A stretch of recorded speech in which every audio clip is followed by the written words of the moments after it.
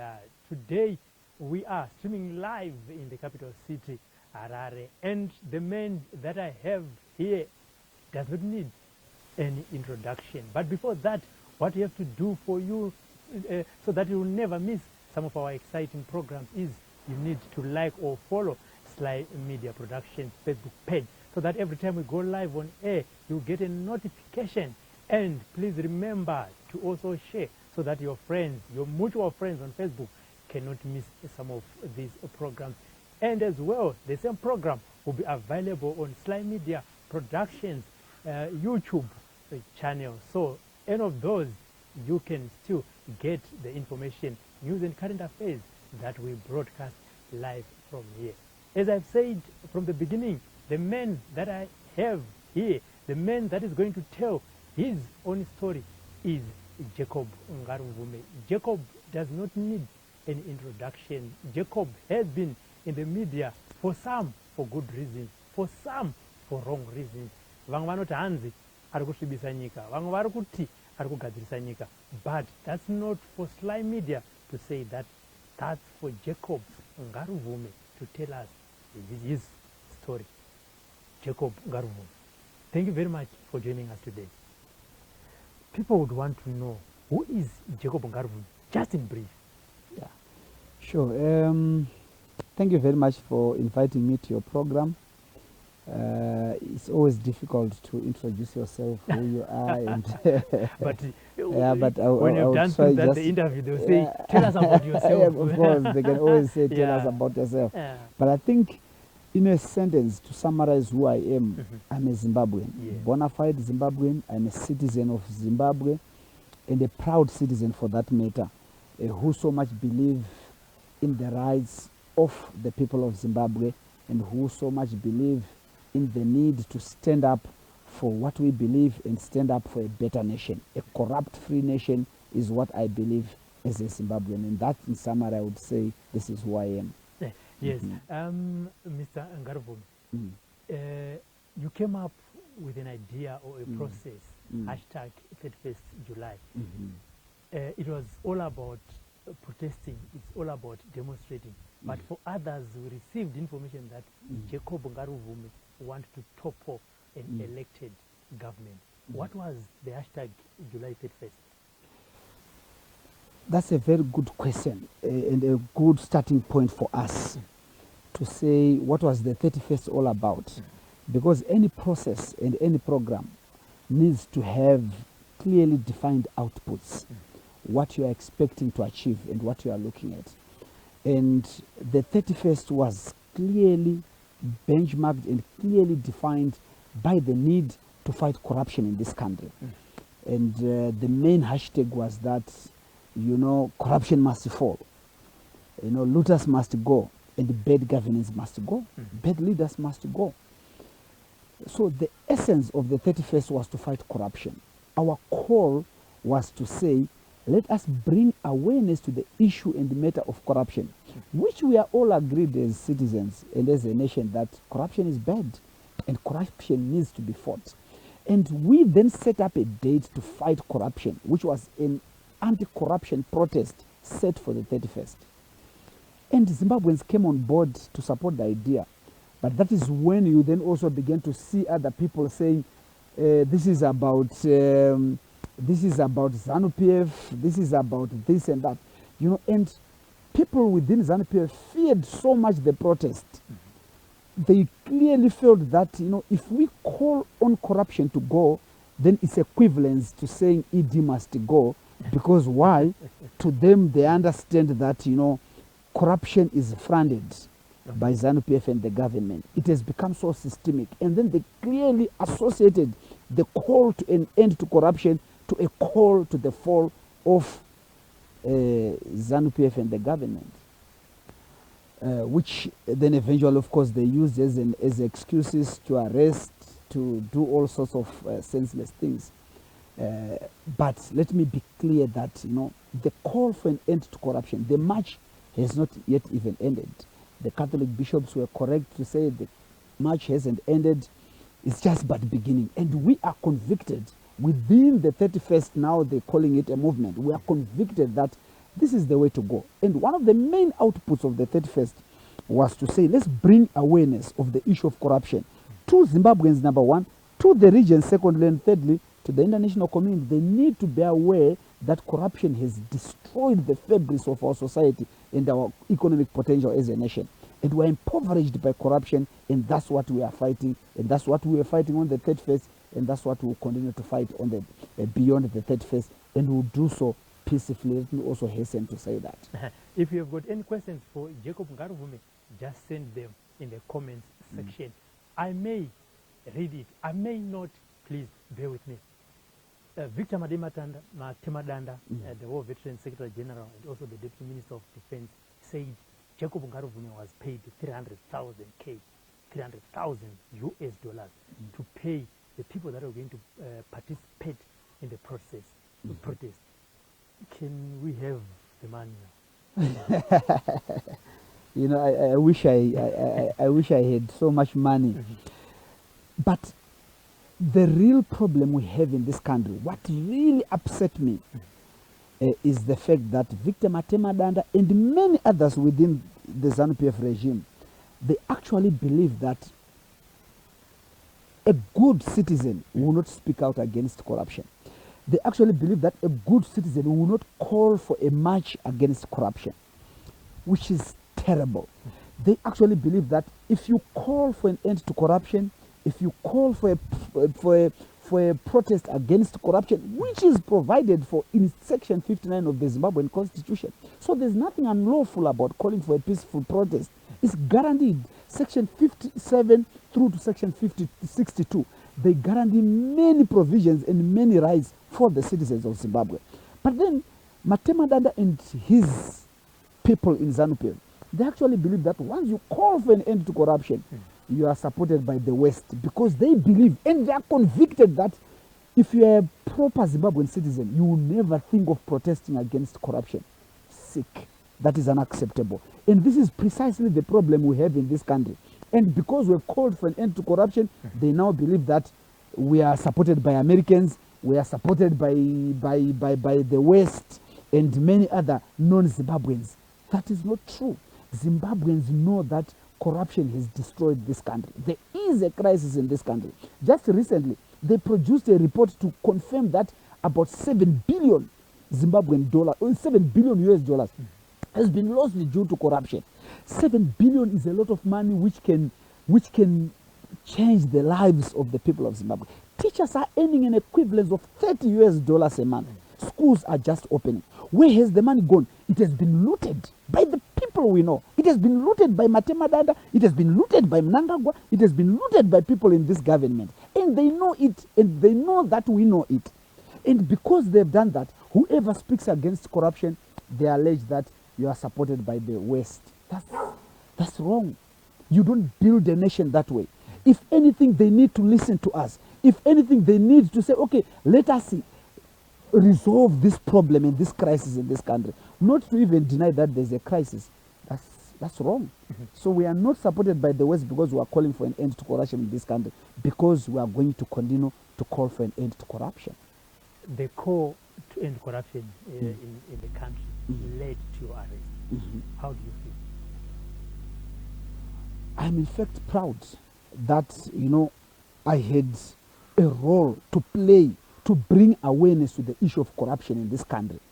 I don't sit down with my head on the side to say, what did I go through? No.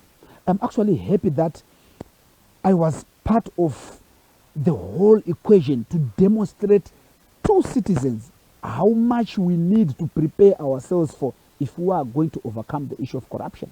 Look at the thumbed up charges that were laid against me and my colleague Hopewell Chingono and Honorable Job Sikala later, and many other Zimbabweans, Godfrey Kurawan included, and look at what the young man Mchaiwa went through for supporting for a call to end corruption.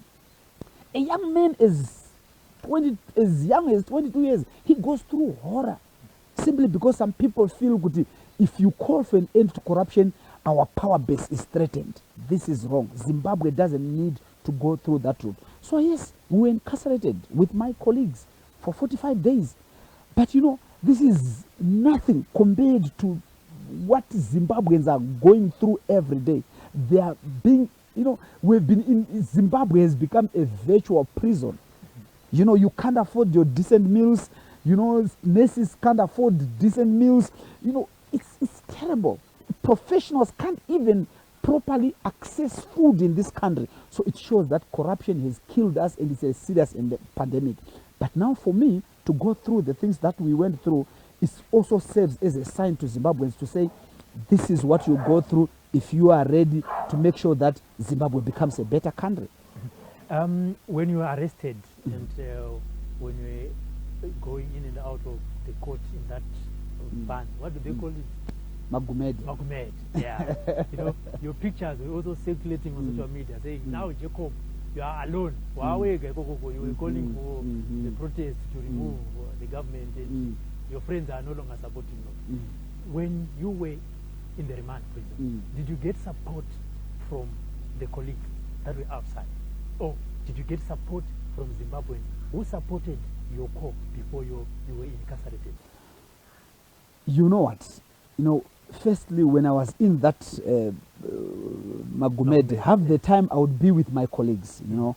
Hopewell became a long-time partner in this whole arrest and what we went through. So I was, in most cases, I would be with him in that van, and later on, I was with Job Sikala. So that partnership was so good and very encouraging. We encouraged each other to say, we need to continue. We need to continue standing up for the truth to make sure that Zimbabwe becomes a better country for everybody. And then also we had many colleagues in that van. We would travel with many from Harare Remand prison, from Chikurubi maximum prison. So we would have colleagues also there. But the people of Zimbabwe themselves, I've been going around meeting with different stakeholders to firstly appreciate their support whilst we were incarcerated. Number one, it was very important for me to go through, to go around and appreciate. The number two, we're also appraising them of the conditions and the state of our prisons, and also the state of our nation from the other side, which was very important. When we were incarcerated, I understand many Zimbabweans spoke out. Zimbabweans went on to Twitter to speak about our situation and what was happening. Zimbabweans publicized the situation in Southern Africa, even attracting even the intervention of the ANC government from South Africa, and also even the AU, released a statement, although we feel that it was a lot later, after even other Western governments and embassies spoke out. So that whole traction was very important for us. And even more importantly, the church spoke out. The Catholic Bishops' Conference released a statement which sent shivers, in the government spine. The EFZ released a statement, the Evangelical Fellowship of Zimbabwe, who else? The Anglican bishops. So many people released statements, which we appreciated. It was absolutely appreciated that Zimbabweans did the best they could to support us during our incarceration. And we had lots of solidarity, different organizations, Zimbabweans coming to court, standing for us, lawyers coming together, giving their legal services to make sure that we were freed at the end. So that was a whole convergence of national emotion, and we got a lot of prayers. Let me tell you, I'm just introduced to groups of people who were praying for us. It's amazing. Catholics, Pentecostals, evangelicals, Mapostori, Mazioni. It was a convergence of people praying for us, some out of fear, some in confidence that we'll be released and we'll be well. So there was a lot of support for this initiative. Yes. I want to take you back a bit, the day that you were arrested. How, and from there, were your rights respected as someone who has been arrested? Not at all. My rights were not respected. And the arrest itself, I've said it over and over, it was very violent. It was very violent. I've said it, about 12 men came. They came in a quantum vehicle, a big Nissan vehicle. And to make it worse, of the 12 men that came to arrest me, I think it's only about 2 who were in torn police uniforms. You could hardly realize that it was a regular police uniform. Then the rest were in no uniform. So to me, it was like an abduction. I actually thought they had abducted me, and 4 of them had AK-47s and 2 had pistols. And what manner of arrest is that? 4 AK-47s, 2 pistols, 12 men, heavily built. They were deliberate in the selection of the team that came to arrest me. Heavily built men, muscular. And when they jumped out of the vehicle, they jumped out of the vehicle as it was still moving. And then of the 4 men who had AK-47, they literally cocked them. In the movie style. Not movie style, war style. If it was movie style, it would have been better and nice. It was war style. Like, they were under attack from the enemy, or as if I had atomic bombs and I could explode them. They were just like, and I said, what the hell is this? And they did that at a church as I was getting into our local AFM church to pray. And then I said to them, you guys, are you coming to arrest, to take down a hardcore criminal? You with actually armed? asked No, them I did. And then they tried to, to handcuff me. I said, no, you can't handcuff me. I am cooperating. I can walk into that vehicle on my own. I actually believed it was an abduction, but now I couldn't even do anything. So you were alone.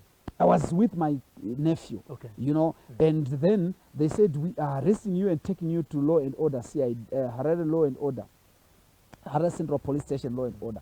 Then I said, if you are taking me there, then I'd rather go with my nephew, and he can only come back, you can only release him after you drop me at Law and Order. Yes. And they agreed.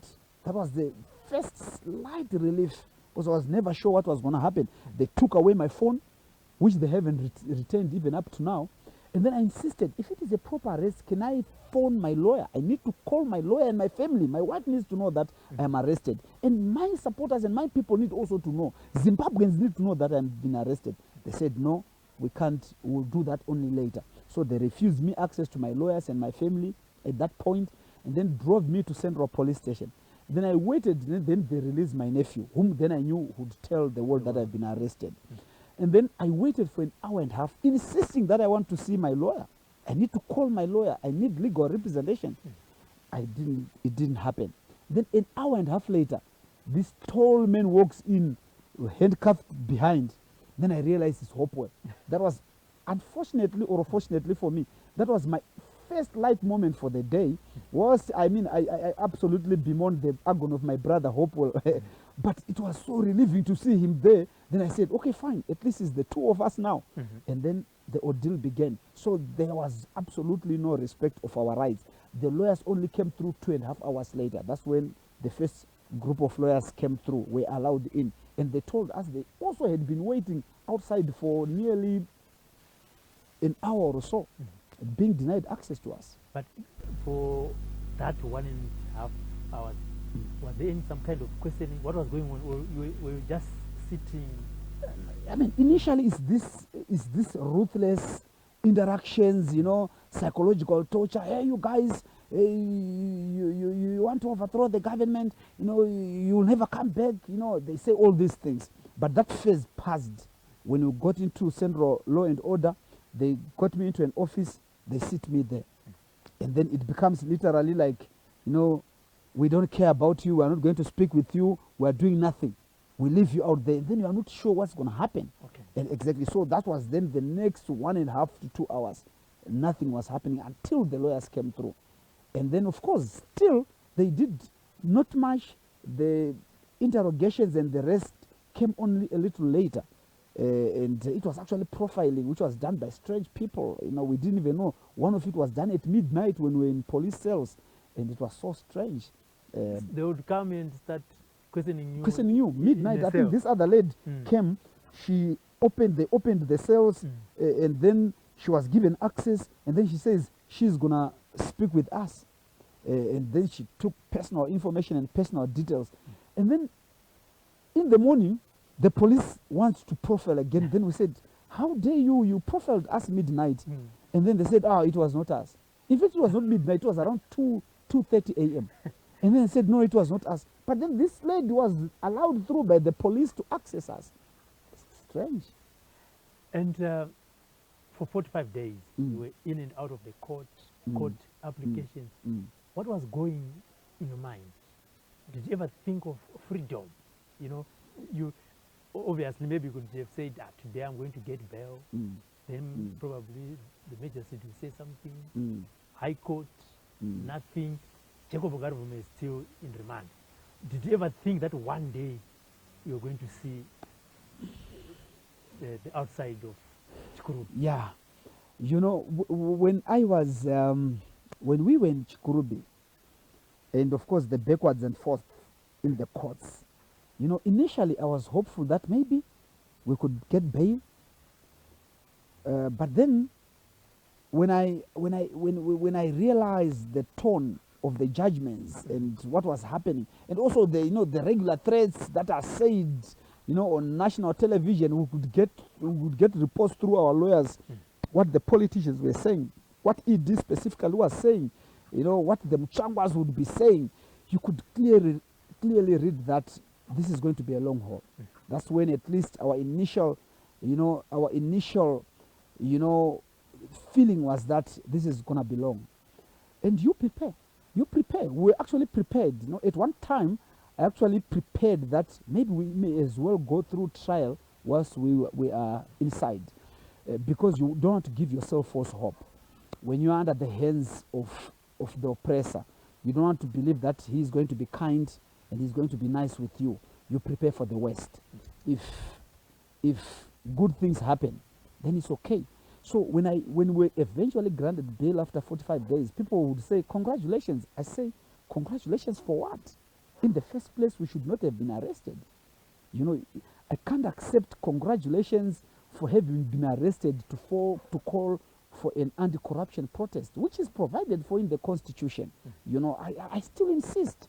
You know, it was completely according to the call and according to our rights in the Constitution. And nothing was amiss. And I stand to be corrected. And you know what?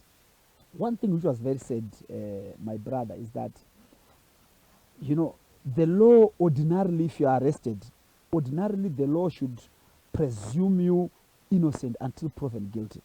But from the narrative and the things that were happening, we're presumed guilt until proven innocent, which is strange and bizarre. The law doesn't work like that. The law doesn't work like that. If you look and read the judgment from the magistrate's court, it was more of political activism than the law. I mean, the things he would say, things that clearly were never raised by the prosecution.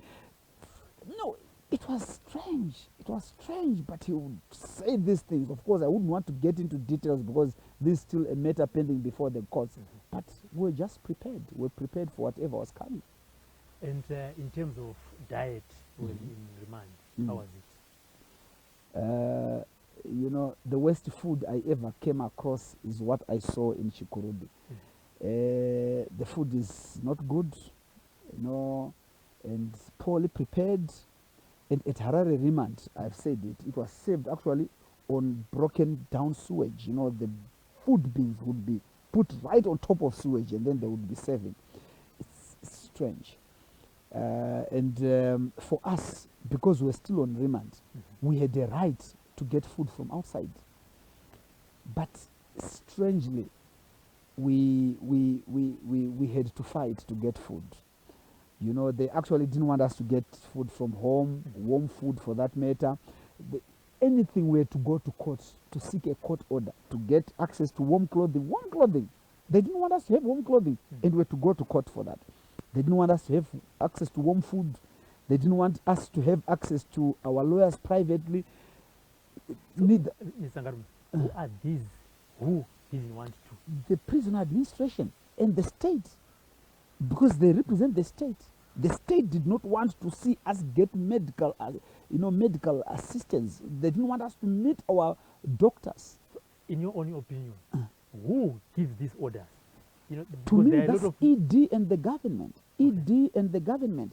I mean, those things cannot be done outside the approval. You could clearly see that, you know, they were trying to push so hard against us simply because there was a bigger force behind. And I have every reason to believe that the president was behind it. If the president wasn't, if ED wasn't, honestly, none of those things would happen to us. Because it's clearly in the law, but they would defy it. But you were interacting face to face with prison officials, what was their reaction when knowing fully well that fine, they would come say food from outside is not allowed, warm clothes? The prison official, that's the one that I want for you to clearly tell me the expression from that person. Was he doing it willingly? Was he doing it in a joyful manner? Was he doing it because he had no choice? One of the days, this prison official, the lawyers had, in fact, we had ordered food online. And the lawyer was also there. He had brought food, then they denied entry to that food. And then the food that was ordered online, they also turned it back. Then the security officer who came to, in fact, I tried to go and pick it up, and then he refused. Then he said, but the court order had come out, clearly granting us that permission. Then I said to him, I asked him exactly the same question to say, so how do you feel? You just are saying that I should not feed. And this is the second day. This was actually the third day we had not eaten. And how do you feel? Do you feel proud that you've done your job? Is that your duty not to feed me? Then he said to me, you know what, Ngarivhume, I'm simply following orders. That question you better ask the people who are instructing me not to grant you access to your food. And I tended to actually believe him when he said that to me, that he's powerless. He said, I'm just getting an express order that we don't give you the food today. And that's what I'm following. And if you want to know why, you can as well ask them. Because now for me, when this order comes through, I follow and respect it. Such was the nature of what was happening. Let's go in a dreamland. We are dreaming, and then we have an opportunity to meet President Mugabe. What would you ask him today? I will ask him to resign, to say, Mr. President, if things haven't worked the way you want or you expected, look at the crisis we have in this country. Look at the state of the nation. Look at what is happening to the people of Zimbabwe. Is this how you want Zimbabweans to live? It's a whole generation lost. Look at our schools. Look at the salary of our teachers. And clearly you have not been able to solve this. Can you resign, Mr. President, so that we can take Zimbabwe into a new direction? The people of Zimbabwe deserve an opportunity to converge and come together to say, where do they want to take Zimbabwe to? And I think if he's a genuine patriot and a genuine nationalist, to be asked to resign is not a crime in this country. I mean, to ask a person to resign, even if you were to approach a CEO of a company, and then the company goes down and down and down, and then you ask them to resign, it's not a crime. A shareholder, you ask them to resign to say, we want the company to take a new direction. Can't you? And I think this is coming from my heart. It's not driven by bitterness, but by genuine concern to see Zimbabwe work. Zimbabwe has not worked under your leadership. It has not worked. Nothing is working. The people are suffering and they are struggling. Can you set aside for the love of Zimbabwe so that Zimbabwe rediscover herself? I will ask him that. If you are to compare the late President Robert Mugabe's time in power and the few years that President Mnangagwa has been in power, is there any difference? What one or two things that you can pick and say, these ones are better than what was then, or these ones are worse than what was then? Firstly, it's same order. It has turned out to be exactly the same order. If there is a difference, to me, it's a worse. It's a difference on the west side. To say things have gone worse. They've gone from bad to worse. And what is worse for me is when ED and the ZANU-PF government go on to say there's no crisis in this country. My heart bleeds when I watch ZTV at night. And by the way, you can't watch it for 1 full hour. You only do some 20, 30 minutes. You gather your courage and you drink a lot of water and say, okay, fine, I'll cool off if my BP goes high. I cool off from drinking a lot of water. Then you watch that news. Then they project this image that everything is okay. Zimbabwe is beautiful. Things are under control. There's a lot of development. The fundamentals of our economies. of our economy are doing so well, and then you hear him say there's no crisis, we are good, everything is okay. And you wonder then to say, okay, would Mugabe, Mugabe was a dictator. Would we say there's no crisis in Zimbabwe when there's clearly a crisis that is crippling a nation? Maybe Mugabe would not have said it. That's the only difference I would see. But these guys would say, no, there's no crisis, everything is okay. Then they line up propaganda to say Zimbabweans are celebrating, there's joy all over. It's crazy. It's unacceptable. And when you were in Remand, did you have time to talk just maybe a few minutes with my Ngarivhume? And what did she say to you? She's one of my greatest supporters. She stood with me through and through. And I would even say, at one time I was saying to her, you know what, you are just in prison together with me, because she would come to Harare Remand virtually every day. Every one of the 45 days, she would accept the 31st, because they couldn't also travel on the 31st, because I understand even flies, nonzi chaidzo dzanga dzisingakwanisi kupinda mutauni musi wa31 nemabhizi anga achimhanya anga achidzirira nokufamba, so she couldn't come on the 31st. But every other of the 45 days, she would come to Harare Remand, she would come to Chikurubi Maximum Prison to just check if food has been allowed to come through and so on. So she was very supportive. And also my children and my family, my bigger family, they were very supportive to say, this is your commitment. They fully understand that this is our commitment to speak the truth and to speak truth to power and to get Zimbabwe right. And in that respect, I'm so grateful to my family and to Mrs. Ngarivhume specifically for standing so firm with me. Let's go back to the 31st, the day that you said even a fly could not. To some, it failed because the convener of the protest was in Remand prison. And others were also calling like it loudly, like Jacob, Hopewell, were also behind bars. Can you agree with those that were against it that it failed? Or for you, it was a success? The 31st was a success. Why was it a success? I mean, look at it. We are still talking about it now.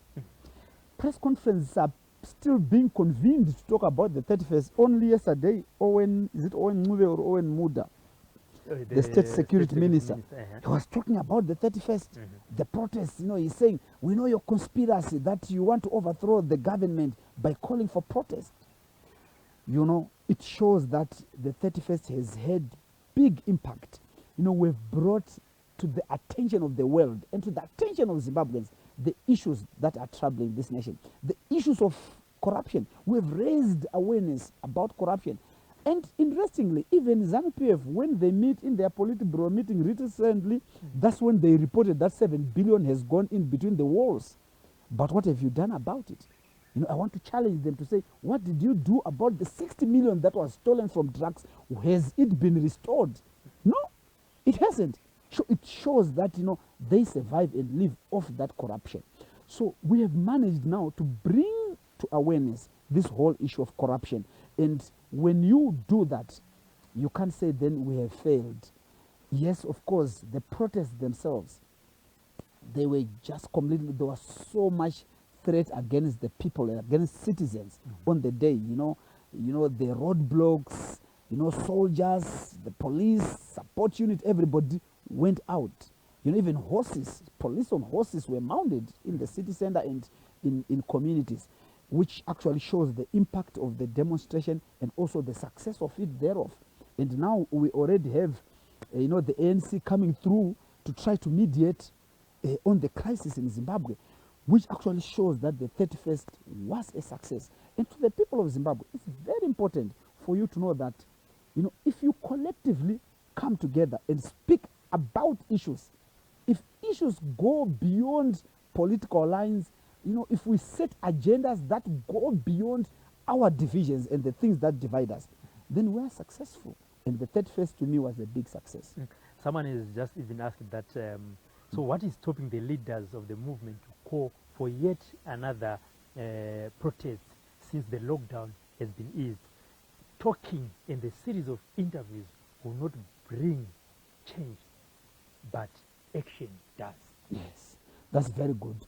That's exactly what we are saying to say, and it's because we've had an opportunity to interact that the viewer is saying his opinion or her opinion, which is why we need to engage. You know, yes, protests will be called for. Watch the space, but it doesn't need to come from Jacob Ngarivhume or from Hopewell Chingono or from Job Sikala. It needs to come from the citizens. You know, the citizens themselves need to define what form and manner of protest they want. And now, interacting with people, you know, yesterday I was in Chitungwiza, you know, after visiting, my brother Job Sikala, and then we went out meeting and interacting with people, and we were asking them, how do you want us to move forward? They were saying, we want, you know, they shared with us what exactly they expect of us to do as leaders. And that's exactly what we are going to do. So yes, protests, if it means more protests are coming. Expect them. And more peaceful process is provided for in the Constitution. We never break the laws of this country, mind you. We are very peaceful. The reason why Zimbabwe is in this state today is because we are peaceful. We love peace. We are not violent. We have no arms. We have nothing except the people power is what we have. So yes, there will be more protests, and the people are defining the nature and form of protests they want going forward. And that is coming. Peaceful protests, let me repeat again.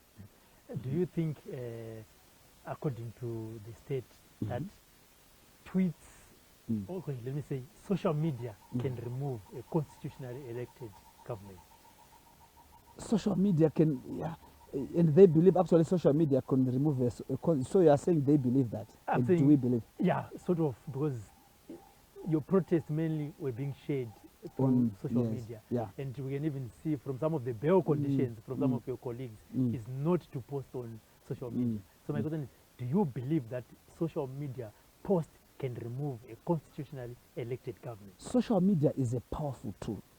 The reason why this government is fighting social media is because social media is a very powerful tool which connects people. You know, remember they could control access to information before, whereby you only have ZTV and the Herald releasing information. Then they control everything else.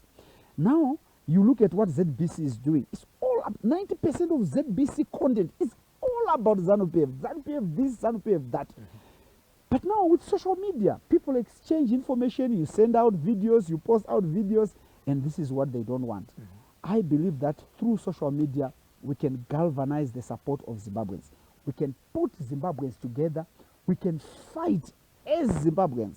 We can actually fight and make sure that we do amazing things. We've been able to mobilize. The 31st of July was a huge mobilization through social media, Twitter and Facebook and so on. I've been banned from using my Twitter handle at Ngarivhume.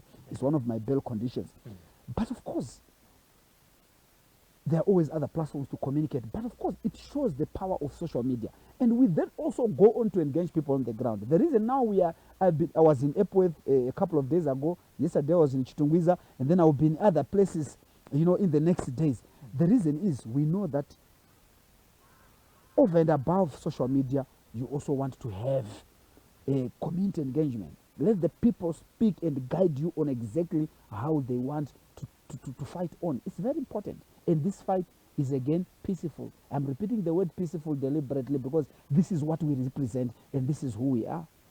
As we conclude, Mr. Ngarivhume, what's the way forward now? Have we seen the end of hashtag July 31st? What's next? The people of Zimbabwe are defining how we move next. And the 31st was just but the beginning. The people of Zimbabwe have got every right to define the movement, the civil rights movement they want to see out of the 31st of July protest. You know, the people's right to life, people's right to healthcare, people's right to education, proper education for that matter. Those are guaranteed in the Constitution, and the people have got every reason and right to fight for them. So the people of Zimbabwe are continuing. The 31st was just but the beginning. Now, a bigger initiative going forward is what the people of Zimbabwe are preparing for, and are defining. They have every right to define how they want us to move going forward. And we are there to listen to the people. They define exactly how they want us to move. And we are determined to listen to the people of Zimbabwe and work according to how they want us to take the fight against corruption to the next stage. Mr. Ngarivhume, is there a crisis in Zimbabwe? There is a crisis in Zimbabwe. You know, the state of our nation economically, the 7 billion that has been looted recently according to a report from ZANU-PF, you know, the state of our roads, the crisis in our water availability. When I was in Epworth a couple of days ago, I saw people fetching water in a dam where people allegedly die regularly. We saw people, it's on my Facebook page. You can check the clips. People are fetching water from this big dam, dirty water. And then somewhere on the side, they were crushing stones. You know, this is the state of affairs in our country. There is a crisis in this country. And our politics has failed to resolve the crisis.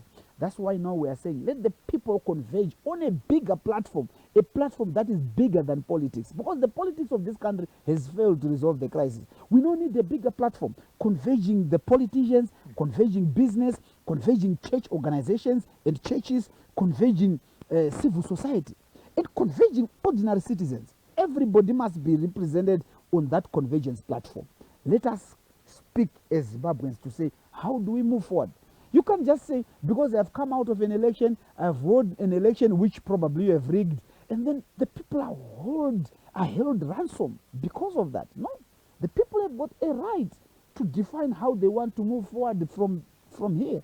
And so, there is a crisis. You can't deny that. The health crisis. I mean, just go to Parenyatwa, check if it is open. Go to Harare Hospital, go to Mpilo Hospital, go to Mutare General Hospital, Gweru General Hospital. They are all closed. There are no medicines. I was at hospital this other day. They did not even have a thermometer. And it costs just under $1 to buy a thermometer. But we can't even manage. Meanwhile, 60 million was stolen. That is a crisis. Our state of our education system. Our teachers, schools have just opened. Teachers are earning $30. Their salary cannot even afford to transport a teacher from Harare through to Tsambe. No, they can't even afford. You know, I liked it. My colleague and compatriot Job Sikala said now they are earning, 3 chickens. You know, a chicken is $10. So a teacher earns an average of 3 village chickens. And then you say there's no crisis when the state of a nation is such that a teacher earns 3 village chickens. There is a crisis in this country, and the Zimbabweans need to come together and converge to say, this is our crisis, how do we solve it? And it's a governance crisis. You would almost think that there's no government in this country, is also, we are going through all this. So there is a crisis in Zimbabwe, and this is the crisis that I've defined. Before we conclude, Mr. Ngarivhume, I want to take you back to Remand, Central or Chikurudi. Did you meet 1 or 2 prisoners there that have been convicted for a crime that they still say they did not commit? The people that said they did not get justice. And without mentioning their names, what is it and what can be done to assist those people? One of the emotional drain, the whole situation, the 45 days we spent behind bars at Chikurudi and at Central Prison have not shaken me in terms of my political convictions and so on. If anything, I have been strengthened. But the only thing that really impacted me so strong was the men I met behind bars who have not committed the offenses they are serving for. You know, I met men who, and most of them are what they call, or what we call self-actors. You know, when you don't have legal representation, you represent yourself. And they clearly, you know, their cases were properly not heard. You know, I remember one of them, it was alleged that he had impregnated his own daughter. And then he was charged for rape. Meanwhile, the daughter has not been home for 12 months. She's pregnant when she's here in Harare. and then the case goes through Mutare Magistrates Court for trial, and then the magistrate allegedly is alleged to have said, okay, fine, you might not have committed this crime, but I want just to teach a lesson to the whole community that if you rape, you serve. He's sentenced to 20 years. If that really was said, that's a miscarriage of justice. That is wrong if that really happened. And you can call for DNA tests to prove if the child was the father's. That is not done. So it's painful. It's not only the case. There are many. And also, this one I will mention. Our compatriot last Ngarivhume and Tungamirai Madzoke. Last Ngarivhume had evidence that for the whole day he was at a UFI church. Videos were played in court that he was not in Glenview for that whole day when the policeman was murdered. But still he's convicted and he's serving. And it's not only him. Many, you see, I would say quite as good as over 40% of the men you see behind bars, they claim their innocence. And so our criminal justice system needs to be looked into that. I feel, for instance, if a person is going to, if they are under trial for a charge that would attract at least over 15 years of imprisonment, they would need legal representation. I think the criminal justice system should make it mandatory then that, at the expense of the state, they should have legal representation. Because, you can't then go on to incarcerate a person for 20 years when they did not have legal representation. And their case has not been brought under the scrutiny of lawyers. It's unfair. And those are things that drain me so much. We've been trying to support some of them. We've accessed lawyers who are actually compiling the cases, and they are going to try to lodge appeals and also to see how their cases went through.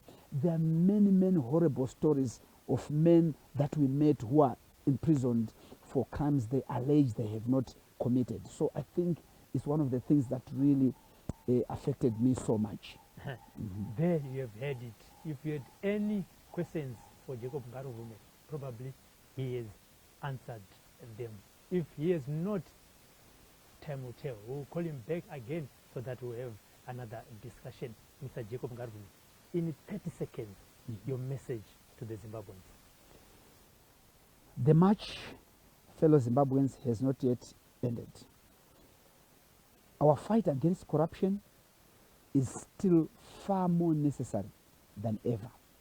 We still need to come together, converge, convene, and speak out and define the Zimbabwe we want. Zimbabwe is our country, and Zimbabwe is our heritage. We have no other country. Our fight is not against individuals.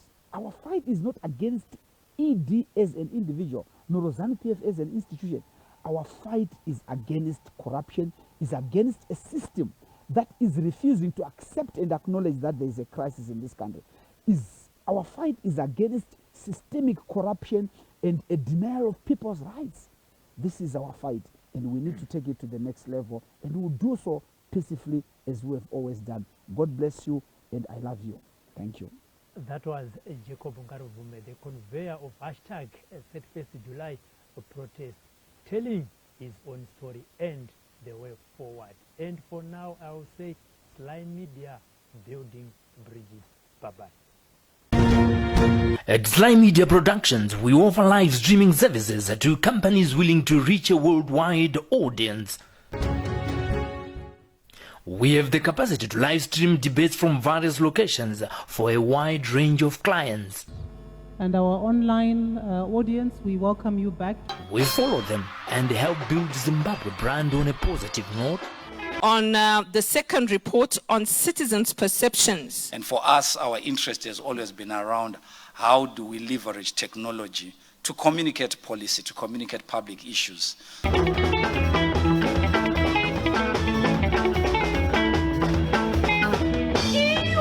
When you think of reaching the ever-growing internet audience with your video adverts, think SlyMedia TV Online. If you want to pre-package TV programs, documentaries, weddings and church services, think SlyMedia Productions, building bridges. Your TV on the go, anytime, anywhere, worldwide.